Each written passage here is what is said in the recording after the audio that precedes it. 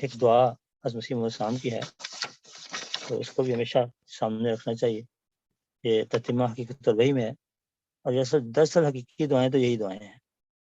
حضور فرماتے ہیں کہ اے میرے قادر خدا، میری عاجزانہ دعائیں سن لے اور اس قوم کے کان اور دل کھول دے، اور ہمیں وہ وقت دکھا کہ باطل معبودوں کی پرستش دنیا سے اٹھ جائے اور زمین پر تیری پرستش اخلاص سے کی جائے، اور زمین تیرے راست باز اور موحد بندوں سے ایسی بھر جائے جیسا کہ سمندر پانی سے بھرا ہوا.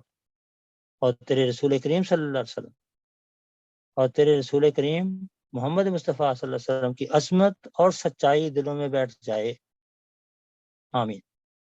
اے میرے قادر خدا، مجھے یہ تبدیلی دنیا میں دکھا اور میری دعائیں قبول کر، جو ہر ایک طاقت اور قوت تجھ کو ہے، جو یعنی کیونکہ ہر ایک طاقت اور قوت تجھ کو ہے. اے قادر خدا ایسا ہی کر. آمین ثم آمین. وآخر دعوانا الحمدللہ رب العالمین.